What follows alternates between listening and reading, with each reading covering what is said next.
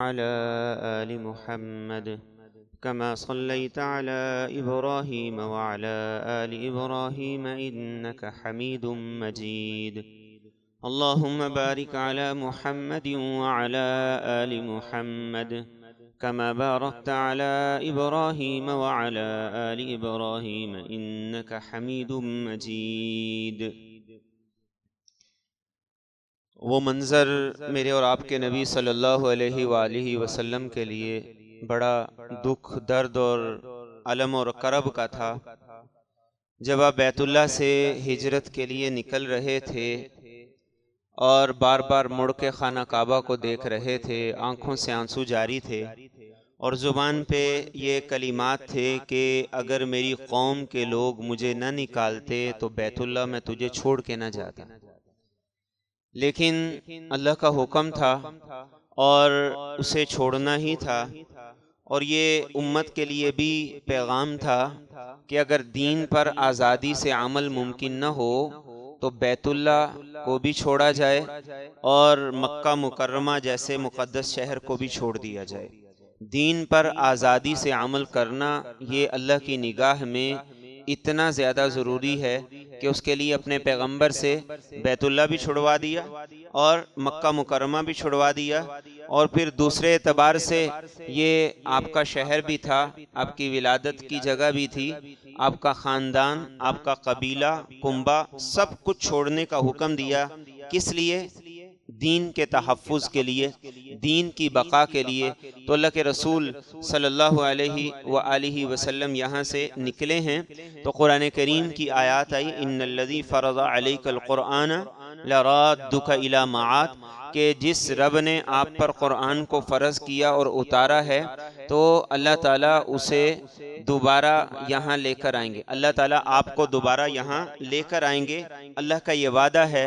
اللہ کے رسول صلی اللہ علیہ وسلم یہاں سے چلے گئے، اب کیسے ممکن ہوگا کہ جہاں سے نکال دیا گیا ہے اور 13 سال کی محنت کے باوجود بھی کوئی خاطر خواہ نتیجہ اور رزلٹ سامنے نہیں آیا تو وہاں دوبارہ کیسے آمد ہوگی؟ لیکن وعدہ کرنے والا کون ہے؟ وہ اللہ ہے جو لا یخلف المیعاد ہے، وعدے کے خلاف ورزی نہیں کرتا ہے۔ تو اللہ کے رسول صلی اللہ علیہ وسلم زارو قطار آنسو بہاتے ہوئے تشریف لے گئے اور پھر مدینہ طیبہ جانا تھا۔ وہ یثرب تھا، پہلے سے کوئی پتہ نہیں تھا، نہ اتنا آباد تھا، نہ اتنی نعمتیں تھیں، نہ اتنی سہولتیں تھیں، نہ وہاں پہلے اتنے انتظامات تھے جتنے آج ہیں۔ لیکن آج اگر مدینہ مدینہ ہے، آج یثرب سے وہ مدینہ بنا ہے، آج مسلمان کا دل اس کی طرف کھنچتا ہے، تو یہ اس ہجرت کی برکت ہے جو میرے اور آپ کے نبی صلی اللہ علیہ وآلہ وسلم نے کی تھی۔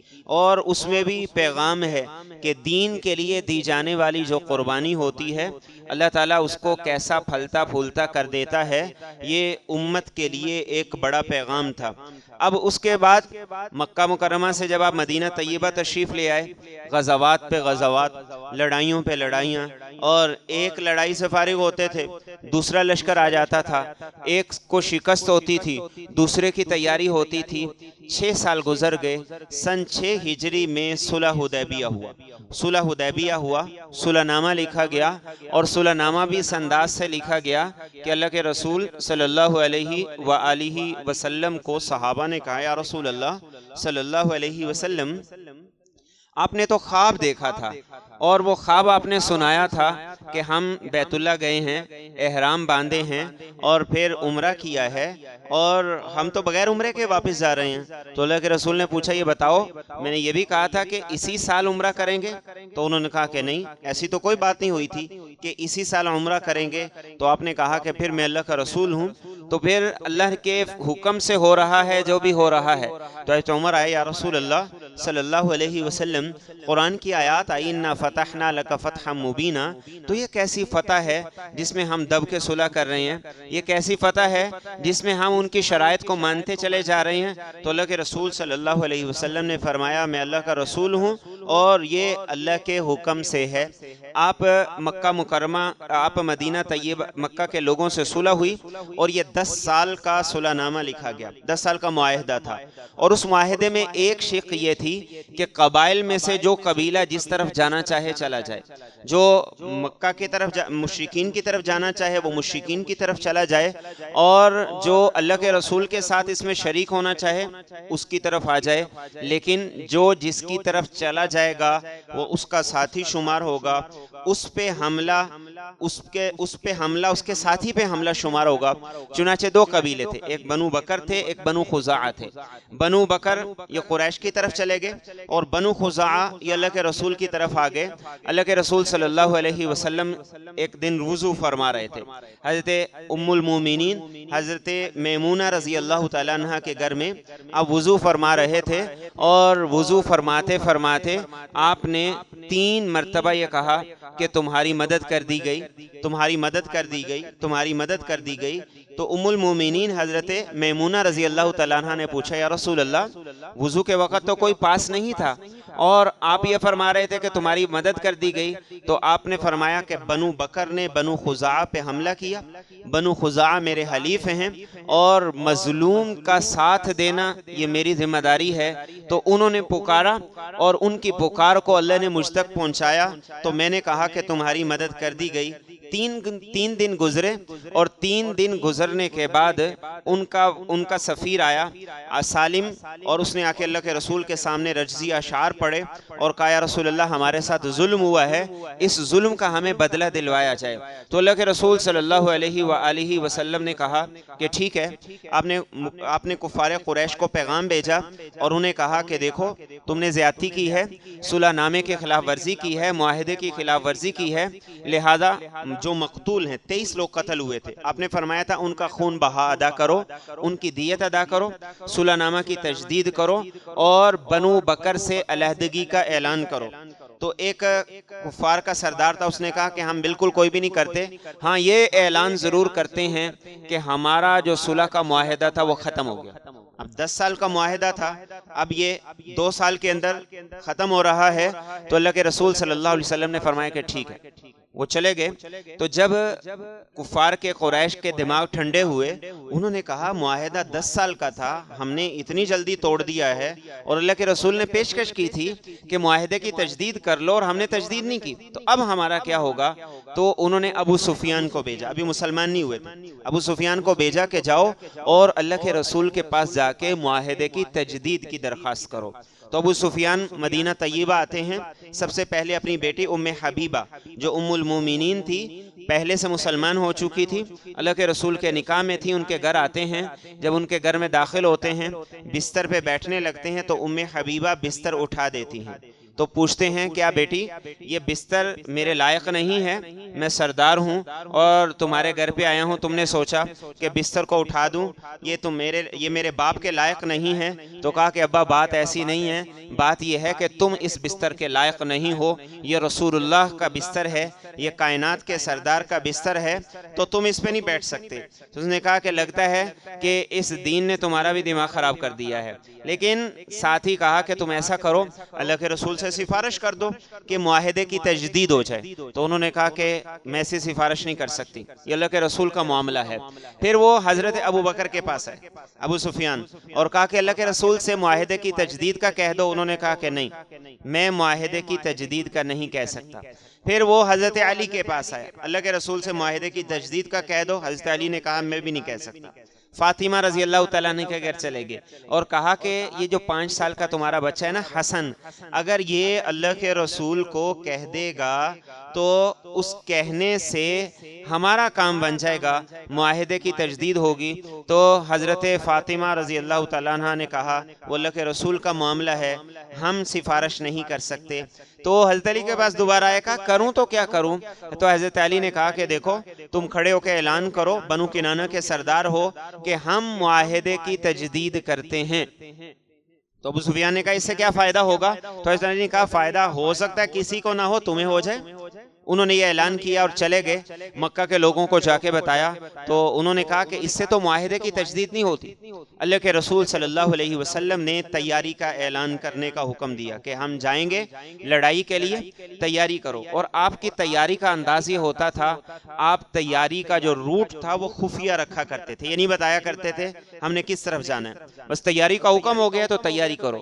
حضرت عائشہ سے کہا کہ ہتھیار نکالو، ان کو صاف کرو۔ حضرت عائشہ نے ہتھیار نکالے، ان کو صاف کر رہی تھی، ابوبکر صدیق آگے۔ اب کتنے رازدان ہیں اللہ کے رسول کے اور کتنے قریبی ہیں، دیکھتے ہیں کہ بیٹی ہتھیار صاف کر رہی ہے، اس کا مطلب ہے کہیں جانا ہے۔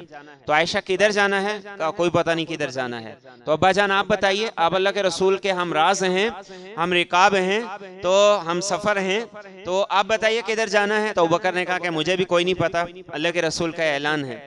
اسی دوران ایک صحابی کو اندازہ ہو گیا کہ آپ مکہ کی طرف جانے والے ہیں، حاطب بن ابی بلتع رضی اللہ تعالی عنہ۔ تو انہوں نے خط لکھا، اللہ کے رسول کو وحی کے ذریعے سے پتہ چل گیا، تو آپ نے اس خط کو پکڑا اور اس خط کو پکڑ کے حاطب بن ابی بلتع کو بلایا۔ ایک لمبا واقعہ ہے، قرآن کی آیات نازل ہوئیں، وہ جملہ ہمارے لیے بڑے سبق کا جملہ ہے، یا ایھا الذین آمنوا لا تتخذوا عدوی وعدوکم اولیاء، جو میرا بھی دشمن ہے تمہارا بھی دشمن ہے اسے دوست نہ سمجھنا۔ دیکھیے کیسا خوبصورت انداز ہے، یہ نہیں کہا جو تمہارا دشمن ہے اسے دوست نہ سمجھو، یہ نہیں کہا جو میرا دشمن ہے اسے دوست نہ سمجھو، جو میرا دشمن ہے اور تمہارا دشمن ہے، یعنی میں اور تم ایک ہیں، میں اور تم الگ الگ نہیں ہیں۔ اس معاملے میں تمہیں چاہیے کہ جو میرا دشمن ہے اور تمہارا دشمن ہے انہیں تم الگ الگ مت سمجھو، انہیں تم الگ نہ سمجھو، انہیں دوست نہ بناؤ۔ اللہ کے رسول صلی اللہ علیہ وسلم نے کوچ کا اعلان فرمایا، 10,000 کا لشکر آپ کے ساتھ تھا، اور آپ جب مدینہ طیبہ کی حدود سے باہر آئے، رمضان کا مہینہ تھا، گرمی کی شدت تھی، تو آپ نے دیکھا کہ اب لوگوں کو ضرورت ہے کہ یہ تندرست ہوں، توانا ہوں، چاق و چوبند ہوں، تو آپ نے پانی منگوایا اور سب کے سامنے پانی نوش فرما لیا۔ یہ اعلان تھا اس بات کا کہ روزہ چھوڑ دو اور اس روزے کی قضا بعد میں ہو جائے گی۔ تو کئی صحابہ نے روزہ چھوڑ دیا۔ تھوڑا اور سفر آگے چلا تو اللہ کے رسول نے دیکھا کہ کچھ صحابہ ایسے ہیں جو لکڑیاں جمع کر رہے ہیں، کھانا پکا رہے ہیں، اور جنہوں نے روزہ بھی نہیں توڑا تھا وہ لیٹے ہوئے ہیں۔ اور ایک جگہ آپ گئے کہ لوگ جمع تھے اور ایک آدمی پہ لوگ پانی کے چھینٹے ڈال رہے ہیں، اس پہ سایہ کر رہے ہیں۔ تو آپ تشریف لے کے پوچھا کس کو کیا ہوا ہے؟ کہا یا رسول اللہ صلی اللہ علیہ وسلم اس آدمی کو روزہ لگ رہا ہے، روزہ برداشت نہیں ہو رہا۔ تو آپ نے اس موقع پہ اعلان فرمایا، آج جنہوں نے روزہ چھوڑا ہے وہ روزے داروں پہ سبقت لے گئے ہیں۔ آج جنہوں نے روزہ چھوڑا ہے وہ روزے داروں پہ سبقت لے گئے۔ روزے دار کتنی مشقت کر رہے تھے اتنی گرمی میں، لیکن مشقت کرنے کا نام دین نہیں ہے۔ دین تو اللہ کے رسول صلی اللہ علیہ وسلم کی جو منشا ہے، جو حال کا امر ہے، جو وقت کا تقاضا ہے، اسے دیکھنے کا نام دین ہے۔ شیطان کا طریقہ واردات ایک یہ بھی ہوتا ہے، انسان کو چھوٹی نیکیوں میں لگاتا ہے، بڑی نیکیاں چھڑوا دیتا ہے۔ انسان کو وہ کہے گا سارا دن درود پاک پڑھو، بڑی کثرت سے پڑھو، بڑی فضیلت ہے، فرض نہیں پڑھنے دیں۔ اور وہ آدمی سمجھتا ہے کہ میں تو اتنی نیکی کرتا ہوں، اتنی نیکی کرتا ہوں، ہر وقت تسبیح چل رہی ہے، ہر وقت زبان پہ ذکر ہے، ہر وقت تیسرا کلمہ چل رہا ہے، ہر وقت لا الہ الا اللہ پڑھتا ہوں، تو میرے جیسی نیکی تو کوئی کر ہی نہیں رہا۔ لوگوں کو تو پتہ ہی نہیں کہ نیکی ہوتی کیا ہے، لیکن شیطان کا طریقہ واردات کیا ہے، اسے چھوٹے کام میں لگا دیا، فرائض چھڑوا دیے۔ تو دین یہ ہے۔ اب اس کے بعد اللہ کے رسول جب آگے بڑھے تو جحفہ کے مقام پہ پہنچے تو آپ کے دو رشتہ دار، ایک آپ کے چچا تھے جن کا نام حارث تھا، وہ اللہ کے رسول صلی اللہ علیہ وآلہ وسلم کے بڑے حمایتی تھے جب تک آپ نے اعلان نبوت نہیں کیا۔ آپ کے اعلان نبوت کے بعد ان کے بیٹے تھے، اس کا نام بھی ابو سفیان تھا۔ انہوں نے اللہ کے رسول صلی اللہ علیہ وسلم کی شان میں بڑی گستاخی کی، بڑی ازائی دی۔ وہ آ گئے اللہ کے رسول کے پاس معافی مانگنے کے لیے۔ ایک آپ کے پھوپھی ذات تھے حضرت عاتقہ کے بیٹے، ان کا نام تھا عبداللہ، وہ بھی اللہ کے رسول کے پاس آ گئے معافی مانگنے کے لیے۔ ان دونوں نے اللہ کے رسول کو بڑا ستایا تھا، اب اللہ کے رسول کے دل پہ بوجھ تھا، آپ نے انہیں معاف نہیں کیا۔ تو جو ابو سفیان تھے وہ باہر گئے اور باہر جا کے کہنے لگے اگر اللہ کے رسول نے معاف نہیں کیا تو میں بیوی بچوں کو لے کر صحرا میں چلا جاؤں گا اور پیاس سے تڑپ کے خود بھی مر جاؤں گا، میرے بچے بھی مر جائیں گے۔ لیکن اللہ کے رسول صلی اللہ علیہ وسلم کو جو ناراضگی تھی وہ اس قدر زیادہ شدید تھی کہ اتنا قریب کا رشتہ تھا اور تم نے مجھے اتنا ستایا، آپ نے پھر معاف نہیں کیا۔ تو ام سلمہ رضی اللہ تعالیٰ عنہ یہ وہ ازواج مطہرات میں سے خاتون ہیں جنہیں سب سے زیادہ اللہ کے رسول کے ساتھ سفر کا موقع ملا۔ بڑی سمجھدار تھی اور ان کو پتا تھا کہ اللہ کے رسول صلی اللہ علیہ وسلم کو اب کیسے بات منوانی ہے۔ یا رسول اللہ صلی اللہ علیہ وسلم، آپ تو امت کی ہدایت کے پیاسے ہیں، آپ کی رحمت کے فیض سے تو دنیا جہنم سے بچ کے جنت میں جا رہی ہے، اور آپ کی پھوپھو کا بیٹا، آپ کا چچا زاد بھائی وہ جہنم میں جائے، یہ کیسے ہو یا رسول اللہ؟ اب بار بار جب کہا تو اللہ کے رسول کی رحمت جوش میں آئی، تو آپ نے کہا ان دونوں کو میں نے معاف کیا، ان دونوں کو آپ نے معاف کیا۔ پھر آپ آگے بڑھے، مر الزہران میں پہنچے، وہاں جا کے لشکر کو ٹھہرایا، اور لشکر کو ٹھہرانے کے بعد آپ نے رات کا وقت تھا، یہ کہا کہ سارے کے سارے لوگ الگ الگ چولہا جلاؤ، سب الگ الگ چولہا جلاؤ۔ اب 10,000 لوگوں نے 10,000 چولہے چلا لیے۔ اب آپ اندازہ کیجئے کہ اتنے زیادہ چولہے جل رہے ہوں، اتنی زیادہ جگہ پہ آگ جل رہی ہو، تو ایسے لگے گا جیسے بہت بڑا لشکر آ گیا ہے۔ تو ابو سفیان جنہیں پتا تھا کہ اللہ کے رسول آئیں گے، حملہ کریں گے، لیکن انہیں یہ توقع نہیں تھی اتنی جلدی آ جائیں گے، تو وہ تھا بدیل بن ورقہ تھا۔ یہ دونوں جب نکلے ہیں، انہوں نے جائزہ لیا ہے، تو اس جائزے میں ان کو اندازہ ہوا ہے کہ کوئی لشکر آیا ہوا ہے۔ تو بدیل بن ورقہ سے پوچھتے ہیں ابو سفیان یہ کون ہے؟ تو ابو سفیان کو بدیل بن ورقہ کہتے ہیں یہ بنو عمر ہوں گے۔ اس نے کہا بنو عمر کا تو اتنا بڑا لشکر ہی نہیں ہے، فلاں ہوں گے۔ اتنی دیر میں حضرت عباس جو رسول کریم صلی اللہ علیہ وسلم کے چچا تھے، اللہ کے رسول کے خچر پہ سوار ہوتے ہوئے جب آگے آتے ہیں تو ابو سفیان سے ملاقات ہو جاتی۔ ابو سفیان پوچھتا ہے یہ کن کا لشکر ہے؟ تو عباس کہتے ہیں کہ اللہ کے رسول ہیں جو اتنے بڑے لشکر کے ساتھ آ گئے ہیں۔ تو ابو سفیان کہتے ہیں کہ پھر اس کے ساتھ تو مقابلہ نہیں کر سکتے۔ تو کہا کہ جب مقابلہ نہیں کر سکتے، جان بچانی ہو پیچھے بیٹھو۔ ان کو پیچھے بٹھایا، جا رہے تھے آگے، حضرت عمر آگے۔ حضرت عمر نے دیکھا کہ ابو سفیان جو مسلمانوں کا دشمن ہے اور ابھی معاہدے کی تجدید کے لیے بھی آیا ہوا تھا، یہ عباس کے پیچھے بیٹھا ہوا، تلوار پکڑی اور دوڑ لگا دی پیچھے۔ تو حضرت عباس خچر پہ تھے، انہوں نے دوڑایا خچر کو، سواری کو دوڑایا اور تیزی سے اللہ کے رسول کے پاس گئے اور ابو سفیان کو اندر خیمے میں دھکا دیا اور کہا یا رسول اللہ ابو سفیان کو میں نے امان دے دی، میں نے پناہ دے دی۔ اتنے میں حضرت عمر بھی آ گئے، یا رسول اللہ یہ اللہ کا دشمن ہے اور اس کو آج میں نے نہیں چھوڑنا۔ اللہ کے رسول نے کہا کہ عباس نے اسے پناہ دی ہے، اب تم اسے کچھ نہیں کہہ سکتے۔ جذبات کو ایسے کنٹرول کیا جاتا ہے اللہ کے رسول کے حکم پر، کہ حکم دے دیا، ابھی مسلمان نہیں ہے، حکم دے دیا کہ اسے قتل نہیں کرنا، تو حضرت عمر رک گئے۔ تو آپ نے ابو سفیان کو کہا کہ ابو سفیان ابھی بھی اسلام کے بارے میں کوئی شک و شبہ ہے؟ تو کہا کہ نہیں یا رسول اللہ اب کوئی شک و شبہ نہیں ہے، اسلام قبول کر لیا، کلمہ پڑھ لیا۔ اب صبح ہونے لگی تو اللہ کے رسول نے کہا عباس کو کہ ابو سفیان کو ایک ٹیلے پہ لے کے کھڑے ہو جاؤ، تاکہ جہاں سے لشکر گزرے ہر گزرنے لشکر کا یہ معائنہ کریں۔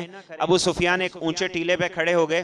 اللہ کے رسول صلی اللہ علیہ وآلہ وسلم نے لشکر کو اس انداز سے ترتیب دیا، کئی ٹولیاں تھیں، ان ٹولیوں میں سب سے آگے خالد بن ولید رضی اللہ تعالیٰ عنہ، وہ آگے گزرے، سب سے آگے گزرے، اور 1000 کا لشکر سب اللہ اکبر کی صدائے لگاتے جا رہے ہیں۔ تو ابو سفیان نے کہا یہ کون ہے؟ تو حضرت عباس نے کہا یہ خالد بن ولید ہیں۔ تو ابو سفیان کہنے لگے یہ کل کا لڑکا اتنے بڑے لشکر کے ساتھ آ گیا۔ وہ گزر گئے، بنو غفار آئے، ان کا لشکر، انہوں نے اللہ اکبر کہا، وہ گزر گئے۔ تو ابو سفیان نے پوچھا یہ کون ہے؟ اس نے کہا بنو غفار کے لوگ ہیں۔ اس نے کہا میرا بنو غفار سے کیا لینا دینا؟ بنو جوہینہ کے لوگ آئے، اللہ اکبر کہا، وہ گزر گئے۔ ان کا پوچھا، بنو اسلم کے لوگ آئے، سارے قبائل گزرتے گئے۔ اب آخر میں سب سے بڑے لشکر کے ساتھ میرے اور آپ کے نبی صلی اللہ علیہ وسلم، جہاں تلواریں ہی تلواریں نظر آئے تھی، خود پہنے ہوئے تھے اور سوائے آنکھوں کے کچھ نظر نہیں آ رہا تھا، اللہ کے رسول صلی اللہ علیہ وسلم گزرے، اللہ اکبر کی صحابہ نے صدائیں بلند کی۔ تو ابو سفیان نے کہا یہ اتنا بڑا لشکر کس کا ہے؟ تو عباس نے کہا یہ میرے بھتیجے کا ہے، اللہ کے رسول کا ہے۔ تو ابو سفیان کہنے لگے تمہارا بیٹا تو بہت بڑا بادشاہ بن گیا ہے۔ تو عباس کہنے لگے وہ بادشاہ نہیں بنا ہے، یہ نبوت ہے۔ اس کے بعد اللہ کے رسول صلی اللہ علیہ وسلم آگے بڑھے، خالد بن ولید کو حکم دیا کہ وہ مکہ کے جو نچلا علاقہ تھا، جسے آج کی زبان میں ہم مسفلہ کہتے ہیں، مسفلہ سے داخل ہوں گے۔ اور خود اللہ کے رسول صلی اللہ علیہ وسلم نے ابو عبیدہ بن جراح کو، جو پیدل لوگ تھے، ان کے ساتھ کہا کہ تم نے یہ سفر کرنا ہے، پیدل جانا ہے، اور آپ نے لشکر کا جھنڈا دیا تھا انصار کا حضرت سعد رضی اللہ تعالیٰ عنہ. تو سعد جب گزرے حضرت ابو سفیان کے پاس سے تو انہوں نے کہا الیوم یوم الملحمہ، آج لڑائی کا دن ہے، خون ریزی کا دن ہے، آج گن گن کے بدلے لیے جائیں گے، آج خانہ کعبہ کی جو حرمت ہے اللہ نے اس کو اٹھا لیا ہے. تو ابو سفیان اللہ کے رسول کے پاس آئے، یا رسول اللہ صلی اللہ علیہ وسلم، سعد یہ نعرہ لگا کے گئے ہیں کہ آج لڑائی کا دن ہے.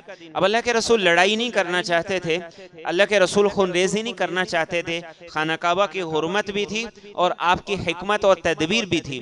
تو آپ نے اب یہ سوچا حکمت کیسی اپنائی جائے کہ جھنڈا بھی واپس ہو جائے اور لشکر میں اختلاف بھی نہ ہو. تو آپ نے ان کے بیٹے قیس کو کہا کہ اپنے باپ کے پاس جاؤ اور جا کر کہو کہ اللہ کے رسول کہتے ہیں جھنڈا مجھے دے دو. تو بیٹے گئے ہیں باپ کے پاس کہ اللہ کے رسول کہتے ہیں جھنڈا مجھے دے دو. اعزاز ہوتا تھا بہت بڑا جھنڈا لشکر کا ہاتھ میں ہونا. تو انہوں نے کہا میں کیسے دے دوں، تمہارے پاس تو کوئی نشانی نہیں ہے، کوئی دلیل نہیں ہے. تو وہ گئے اللہ کے رسول کے پاس، یا رسول اللہ وہ میرے باپ کہتے ہیں کوئی نشانی ہو. تو آپ صلی اللہ علیہ وآلہ وسلم نے اپنی چادر دی، اپنی مبارک کملی دی، وہ کملی لے کے اپنے باپ کے پاس آئے، باپ نے جھنڈا ان کو دے دیا. اللہ کے رسول صلی اللہ علیہ وسلم حجون کے مقام سے، جہاں جنت المعلا ہے، جہاں حضرت خدیجہ رضی اللہ تعالیٰ عنہ کی قبر ہے، وہاں سے آپ داخل ہوئے اور اس جگہ پہ آپ کا خیمہ لگا. اور اس جگہ پہ جب اللہ کے رسول صلی اللہ علیہ وسلم کھڑے ہوئے تو آپ نے کھڑے ہو کر کہا کہ یہی وہ جگہ ہے جہاں پہ ہم نے 3 سال شیب ابی طالب کے اندر جیل کاٹی تھی اور ان سب نے ہمارا بائیکاٹ کیا تھا اور آپ کی زبان پہ اللہ اکبر اور لا الہ الا اللہ کی صدائیں تھی. پھر آپ نے اعلان فرمایا جو ابو سفیان کے گھر میں داخل ہو جائے اسے امان ہے، اسے کچھ نہیں کہا جائے گا. جو بیت اللہ میں داخل ہو جائے اسے امان ہے، اسے کچھ نہیں کہا جائے گا، اسے قتل نہیں کیا جائے گا. تو لوگوں نے کہا یا رسول اللہ بیت اللہ میں اتنی جگہ نہیں، ابو سفیان کے گھر میں اتنی جگہ نہیں، تو اتنے لوگوں کو امان کیسے ہوگی؟ آپ نے فرمایا کہ جو ہتھیار پھینک دے اسے بھی امان ہے، جو اپنا دروازہ بند کر لے اسے بھی امان ہے. سب کو آپ نے امان کا اعلان کر دیا، لیکن کچھ لوگوں کو آپ نے کہا کہ ان کو قتل کر دیا جائے. ان میں سے ایک ابن خطل تھا، یہ وہ آدمی تھا جو مرتد ہو گیا تھا. آپ نے فرمایا اسے قتل کر دو. صحابہ نے کہا یا رسول اللہ وہ خانہ کعبہ کے غلاف کے اندر چھپ گیا ہے. یہ غلاف کے اندر چھپ جانا حتیم کے اندر جا کے خانہ کعبہ کے اندر بہت بڑی پناہ سمجھی جاتی تھی. آپ نے فرمایا قتل کر دو. یہ اعلان تھا اس بات کا کہ ناموس رسالت پر کوئی سمجھوتا نہیں ہو سکتا ہے، ناموس رسالت پر کوئی سمجھوتا نہیں ہو سکتا ہے. اس کی 2 باندیاں تھیں، عورتیں تھیں، ان کا ایک کا نام قریبہ تھا. تو آپ نے کہا ان کو بھی قتل کر دو. وہ اللہ کے رسول کی اشعار کی صورت میں گستاخی کیا کرتی تھی، ان کو بھی قتل کروا دیا. ایک اور شاعر تھا جو آپ کی شان میں گستاخی کیا کرتا تھا، آپ نے اسے بھی قتل کروا دیا. پھر اللہ کے رسول صلی اللہ علیہ وسلم تشریف لائے، اونٹنی کو بٹھایا، خانہ کعبہ کے اندر جتنے بت پڑے تھے آپ نے اپنی کمان لی اور ایک ایک کو اپنی کمان سے مارتے گئے. اور آپ کی زبان پر یہ آیت تھی قل جاء الحق وزهق الباطل ان الباطل كان زهوقا. اور سارے کے سارے بت گرا دیے اور کہا کہ ناس ہو قریش کا. ابراہیم کا بھی بت بنا دیا، اسماعیل کا بھی بت بنا دیا، اور ان بتوں کے ہاتھ میں وہ نیزے دے دیے کہ ابراہیم بھی نعوذ باللہ جوا کھیلتے تھے، اسماعیل بھی جوا کھیلتے تھے. سارے خانہ کعبہ کو بتوں سے پاک کیا اور بتوں سے پاک کرنے کے بعد آپ نے بیت اللہ کا طواف کیا. طواف کرنے کے بعد پھر آپ جب صفا مروہ پہ تشریف لے گئے، خانہ کعبہ کی طرف دیکھا تو کہا اللہ اکبر لا الہ الا اللہ صدق اللہ وعدہ. وہ وعدہ یاد آ گیا جب آپ ہجرت کے لیے جا رہے تھے کہ اللہ آپ کو لے کے آئیں گے. صدق اللہ وعدہ ونصر عبدہ واعز جندہ وہزم الاحزاب وحدہ. اللہ نے اپنا وعدہ سچ کر دکھایا، اللہ نے اپنے لشکروں کی مدد کی اور اللہ تعالیٰ نے اپنے نبی کے ساتھیوں کی مدد کی. اور آپ نے اس موقع پر یہ کلمات پڑھے. اب بھی جب عمرہ کرنے جاتے ہیں تو یہ مسنون دعاؤں میں شامل ہے. ہم سمجھتے ہیں عمرہ نام ہے 7 چکر ادھر لگاؤ 7 پھیرے ادھر لگاؤ عمرہ ہو گیا. یہ کوئی ہندوؤں کا منڈر تھوڑی ہے جس کے گرد 7 چکر لگائیں گے اور کام ختم ہو جائے گا. عمرہ اللہ کے رسول کی سنت کے مطابق اور مسنون دعاؤں کے مطابق جو کرے گا وہ عمرہ ہے. چکر لگانے کا نام عمرہ نہیں ہے. تو اللہ کے رسول نے عمرہ مکمل کیا اور عمرہ مکمل کرنے کے بعد ظہر کا وقت ہو گیا. اب ظہر کا وقت ہو گیا، داخل ہو گیا. تو اللہ کے رسول صلی اللہ علیہ وسلم سے پوچھا گیا یا رسول اللہ صلی اللہ علیہ وسلم آپ قیام کہاں کریں گے؟ اس لیے کہ بہت سے گھر تھے اور جتنے لوگ مہاجرین تھے سب کے یہاں پہ گھر تھے۔ اللہ کے رسول صلی اللہ علیہ وسلم نے فرمایا کہ ہمارے لیے تو عقیل نے کوئی گھر چھوڑا نہیں ہے، سارے بیچ دیے تھے۔ آپ نے فرمایا کہ میں اپنے خیمے میں قیام کروں گا، لیکن خیمے میں قیام کے دوران آپ نے کہا کہ آج ایک بہت بڑا امت کو سبق دینا ہے۔ سبق کیا دینا ہے؟ ام ہانی رضی اللہ تعالیٰ عنہ حضرت علی کی سگی بہن تھی اور رشتے میں آپ کی بھی بہن ہی لگی۔ وہ سوچ رہی تھی کہ اب اللہ کے رسول آئیں گے، کبھی آپ چھوٹے ہوتے تھے، بچپن ساتھ گزرا تھا، تو اللہ کے رسول آئیں گے، پتہ نہیں میرے گھر آئیں گے کہ نہیں آئیں گے۔ اتنے بڑے بڑے سرداروں کے یہاں گھر ہیں اور اتنے بڑے بڑے سردار آپ کو دعوت دیں گے۔ دروازے پہ دستک ہوتی ہے تو وہ جا کے دروازہ کھولتی ہیں تو اللہ کے رسول سامنے کھڑے ہیں، آنکھوں سے آنسو جاری ہوتے، یا رسول اللہ صلی اللہ علیہ وسلم آپ تشریف لے آئے ہیں، میرے گھر کے اندر یہ کیسے ہو گیا؟ تو آپ نے کہا کہ ام ہانی بہنوں کو بھولا نہیں جاتا ہے، بہنوں کو چھوڑا نہیں جاتا ہے۔ اب ان کے گھر میں تشریف لائے، 8 رکعت نماز آپ نے چاشت کی پڑھی۔ چاشت کی نماز میرے اور آپ کے نبی نے ساری زندگی چھوڑی نہیں، ہم نے کبھی زندگی میں پڑھی نہیں۔ ساری زندگی میرے اور آپ کے نبی نے چھوڑی نہیں، ہم نے زندگی میں پڑھی نہیں، حالانکہ جاگ رہے ہوتے ہیں، کوئی تہجد تھوڑی ہے۔ ظہر کے وقت سے پہلے، زوال کے وقت سے پہلے اللہ کے رسول یہ نماز ضرور پڑھا کرتے تھے اور ابو ہریرہ کو وصیت کی تھی، ابو ہریرہ زیادہ نہیں تو 2 رکعتیں ضرور پڑھ لینا، زیادہ نہیں تو 2 رکعتیں ضرور پڑھ لینا۔ آفس کے لیے جا رہے ہیں، تیار ہو کے جا رہے ہیں، اگر وضو کر کے چلے جائیں آفس میں جا کے 2 رکعتیں یہ چاشت کی پڑھ لے تو کیا جاتا ہے، میرے اور آپ کے نبی خوش ہو جائیں گے۔ اور اللہ کے رسول نے فرمایا کہ جس کے کاروباری معاملات ڈسٹرب ہیں، خراب ہیں، وہ چاشت کی نماز پڑھے، ان 2 رکعتوں سے اللہ سارے معاملات ٹھیک کر دیں گے۔ تو آپ نے چاشت کی نماز پڑھی، ام ہانی آئی تھوڑی دیر میں گھبراتی ہوئی، یا رسول اللہ صلی اللہ علیہ وآلہ وسلم 2 لوگوں کو میں نے امان دی اور علی کہتے ہیں انہیں قتل کرنا ہے۔ تو آپ نے کہا کہ ام ہانی تم بہن ہو، وہ داماد بھی ہے اور بھائی بھی ہے، لیکن تم بہن ہو، تمہاری بات کو اوپر رکھا جاتا ہے، جنہیں تم نے پناہ دی انہیں ہم نے بھی پناہ دی۔ پھر آپ تشریف لائے، ظہر کا وقت ہوا تو آپ نے بلال سے کہا کہ بلال کعبے کی چھت پہ چڑھو اور چھت پہ چڑھ کے اذان دو۔ اب مشرکین وہ سارے کے سارے بڑبڑانے لگے، ایک کہنے لگا شکر ہے میرے باپ نے آج کا دن نہیں دیکھا، آج کے دن سے پہلے مر گیا جس دن یہ کالا حبشی کعبے کی چھت پہ چڑھا ہے۔ لیکن میرے اور آپ کے نبی کیا پیغام دینا چاہتے تھے کہ بلال نے جو قربانیاں دی ہیں، یہاں لیٹ کے گرم ریت کے اوپر احد احد کے جو نعرے لگائے ہیں، آج بلال ہی اس بات کا حقدار ہے کہ اسے خانہ کعبہ کی چھت پہ چڑھایا جائے، اور آج اس بات کے اعلان کا دن ہے کہ یہ اعلان کر دیا جائے کہ آج کے بعد خاندانی حسب و نسب، خاندانی شرافت کی بنیاد پہ کسی کو اعلیٰ سمجھو کسی کو کمتر سمجھو۔ ہم بھی یہی کہتے ہیں نا، یہ ہماری برادری کا نہیں ہے، یہاں رشتہ نہیں کرنا، یہ ہماری ذات کا نہیں ہے، ہماری ذات اعلیٰ ہے، ان کی کمتر ہے۔ اللہ کے رسول نے فتح مکہ کے موقع پر یہ سب قصے ختم کر دیے تھے، یا ایھا الناس انا خلقناکم من ذکر وانثی وجعلناکم شعوبا وقبائل لتعارفوا۔ یہ آیت آپ نے پڑھی تھی کہ اللہ کے نزدیک معزز تقوی والا ہے، بس باقی سب حسب نسب، یہ خاندان کا اونچا نیچا ہونا کوئی حیثیت نہیں رکھتا، کوئی وقایت نہیں رکھتا۔ پھر اللہ کے رسول صلی اللہ علیہ وسلم نے خانہ کعبہ کی چابی منگوائی، چابی عثمان بن طلحہ کے پاس تھی، اور جب اللہ کے رسول مکہ میں تھے تو عثمان بن طلحہ کو ایک دن کہا کہ سارے لوگ اندر جاتے ہیں نوافل پڑھتے ہیں تو مجھے بھی موقع دو، میں بھی اندر جا کے نوافل پڑھوں۔ اس نے کہا کہ نہیں، میرے جیتے جی یہ نہیں ہو سکتا کہ تمہیں میں اجازت دے دوں، یہ کیسے ہو سکتا ہے؟ تو اللہ کے رسول نے کہا عثمان یاد رکھنا، آج جس جگہ پہ تم کھڑے ہو ایک دن آئے گا اس جگہ پہ میں کھڑا ہوں، اور جہاں میں کھڑا ہوں ایک دن وہ آئے گا جہاں تم کھڑے ہوگے، اور پھر چابی میرے ہاتھ میں ہوگی، جس کو میں چاہوں گا دوں گا۔ تو عثمان نے اس موقع پہ کہا تھا جس دن وہ دن آئے گا تو قریش تو بڑے ذلیل اور رسوا ہو جائیں گے۔ اللہ کے رسول نے کہا تھا کہ نہیں، ذلیل اور رسوا نہیں ہوں گے، قریش کی اس دن بڑی عزت ہوگی۔ اب آپ نے کہا چابی لے کے آؤ، عثمان بن طلحہ بھاگ گیا اپنی ماں کے پاس اور ماں کو جا کے کہا کہ یہ چابی تم سنبھالو، میں نے نہیں دینی۔ ماں نے نفے میں چھپا لی۔ اب گئے ہیں چابی لینے کے لیے، ایک صحابی نہیں دی، حضرت عمر گئے ہیں تو ماں ڈر گئی، انہوں نے کہا بنو عدی کے آدمی کو میں چابی دے دوں، یہ نہیں ہو سکتا۔ تو عثمان بن طلحہ کو دی، کہا یہ لو چابی تم ہی لے لو، بنو شیبہ تھے یہ، اور جا کے اللہ کے رسول کو دو۔ آپ نے چابی لی، خانہ کعبہ کو بتوں سے پاک کیا، چاروں کونوں کے اندر نماز پڑھی، اور نماز پڑھنے کے بعد آپ جب خانہ کعبہ کے دروازے پہ تشریف لائے تو چابی آپ کے ہاتھ میں تھی، تو آپ نے کہا کہ اب چابی کسے ملے گی؟